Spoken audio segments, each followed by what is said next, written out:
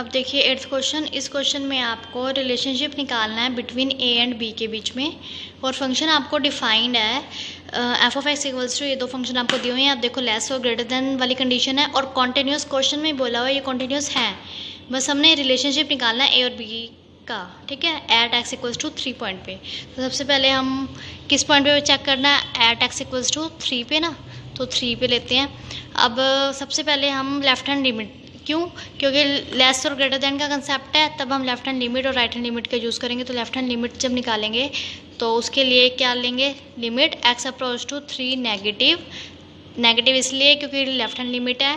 F of x equals to limit x approach to 3 negative. अब f of x, अब हमारी problem कहाँ है कि एफ ऑफ एक्स दो फंक्शन है, अब हमें क्या पता कि इसमें से क्या लेना है।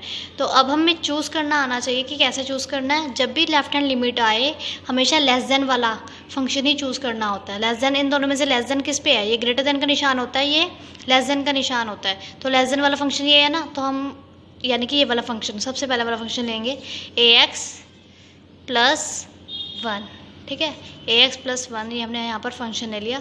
अब बस आप सेकंड डेफिनेशन लगा दो इसकी, कॉन्टिन्यूस की, कॉन्टिन्यूटी की क्या डेफिनेशन थी सेकंड, कि x equals to a minus h. ए हमारे पास इसमें 3 है तो 3 माइनस एच। अब x को आपने 3 माइनस एच ये पुट करना है, limit x approach to 3 negative.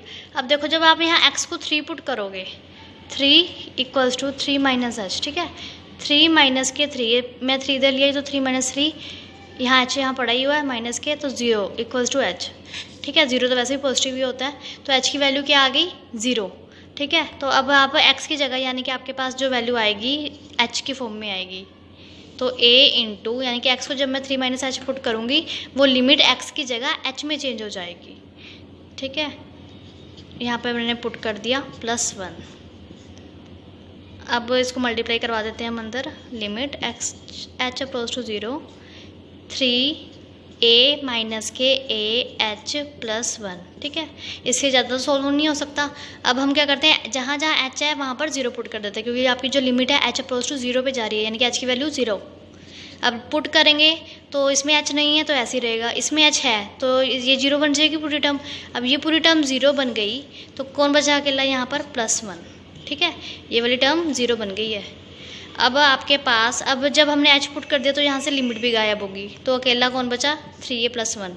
ये किसकी वैल्यू आई है, limit x approach to 3 negative, f of x की वैल्यू ये आपके पास आई है 3a + 1, ठीक है। अब हम निकालेंगे, ये तो लेफ्ट हैंड साइड आई है, अब हम राइट हैंड लिमिट निकालते हैं। लेफ्ट हैंड लिमिट निकाल ली, अब राइट हैंड लिमिट निकालते हैं।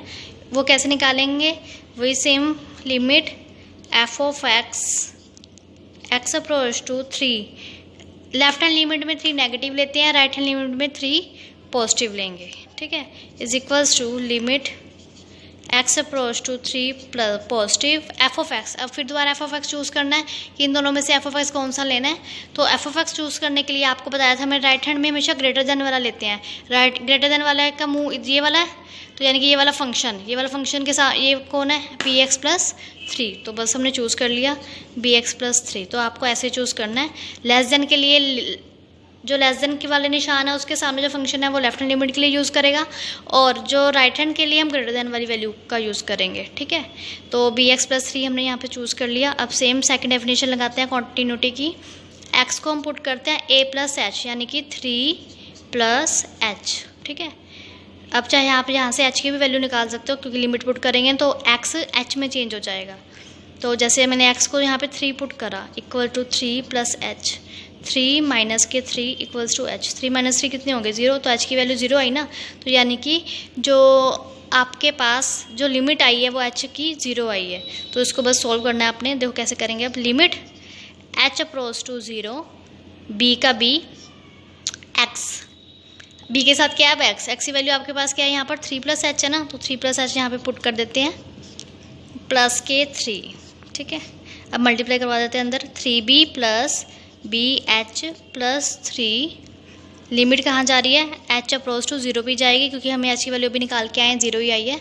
आप हर एक में निकाल के देख सकते हो, वैसे तो ये रफ काम है, ठीक है, सामने दिखाना जरूरी नहीं है, आप रफ में निकाल सकते हो अपने समझने के लिए।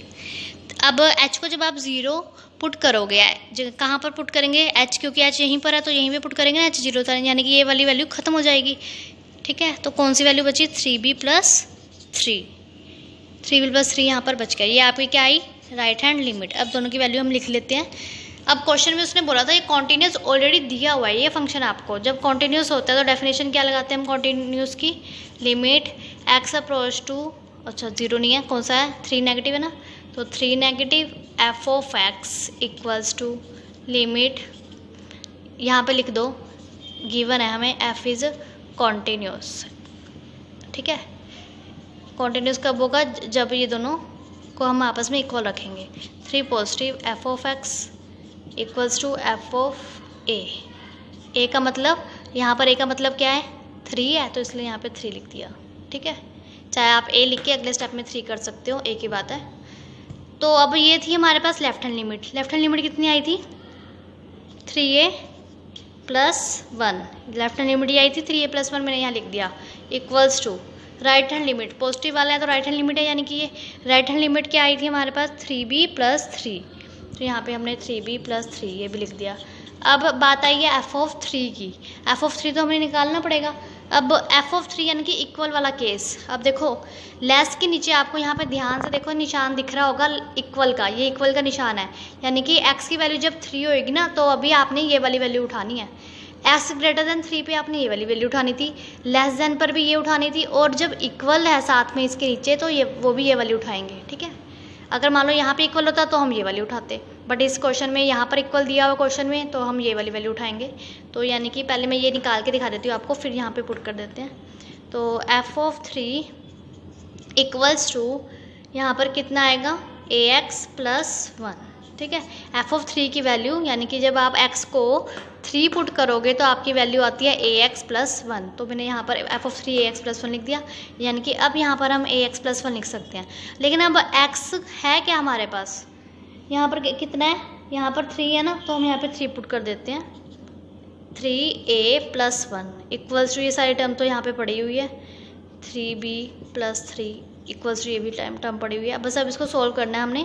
3b + 3 इक्वल्स टू, अब ये दोनों तो वैसे भी इक्वल है, दो बार कोई इक्वेट करेंगे एक ही रकम को, तो हम क्या करते हैं, एक ये वाली 3b + 3 ले लेते हैं और एक ये लेते हैं 3a + 1। अब दोनों को सोल्व कर देते हैं, क्योंकि हमें क्वेश्चन में रिलेशनशिप निकालनी है, यानी कि a और b की इसमें से वैल्यू नहीं आएगी, रिलेशनशिप आएगी दोनों में। अब देखो कैसे करते हैं, अब इसको 3b प्लस के 3a है, इधर जाके माइनस के 3a हो गया। अब प्लस का 3 है, या आप इधर ले आओ, 1 यहाँ पे पड़ा ही हुआ है, प्लस का 3 जब उधर जाएगा माइनस के 3 हो गए, यहाँ पर माइनस का 2, 3 कॉमन आ गए इन दोनों में से, अंदर क्या रह गया, b - a। तो b - a की वैल्यू यहाँ पर कितनी आई, माइनस के 2 अपॉन में, ये 3 मल्टीप्लाई में था, इधर आके यहाँ पर डिवाइड में हो गया।